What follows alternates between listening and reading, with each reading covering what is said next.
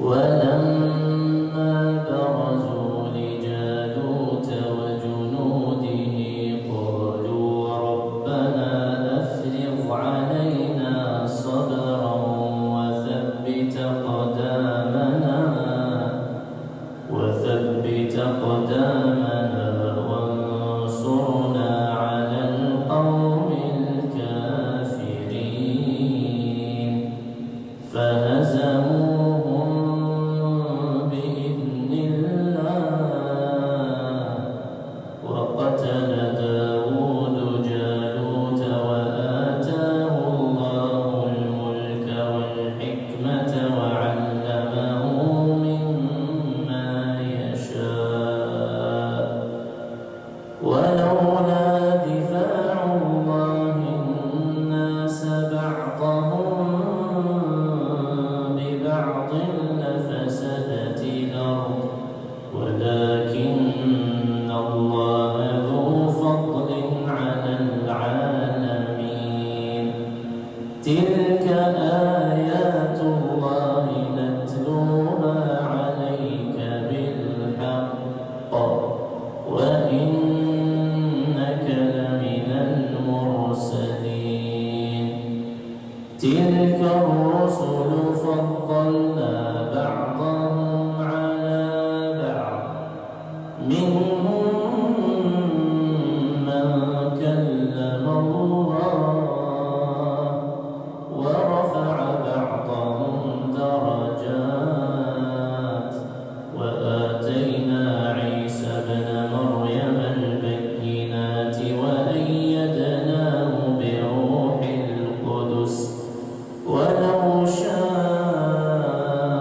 الله ما اقتتل الذين من بعدهم من بعد ما جاءهم البينات من بعد ما جاءهم البينات ولكن اختلفوا فمنهم من آمن ومنهم من كفر ولو شاء الله ما اقتتلوا ولكن الله يفعل ما يريد يا أيها الذين آمنوا أنفقوا مما رزقناكم من قبل أن يأتي يوم لا بيع فيه ولا خلة ولا شفاعة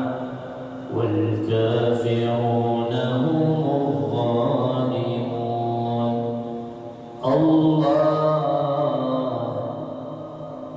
الله لا إله إلا هو الحي القيوم لا تأخذه سنة ولا نوم له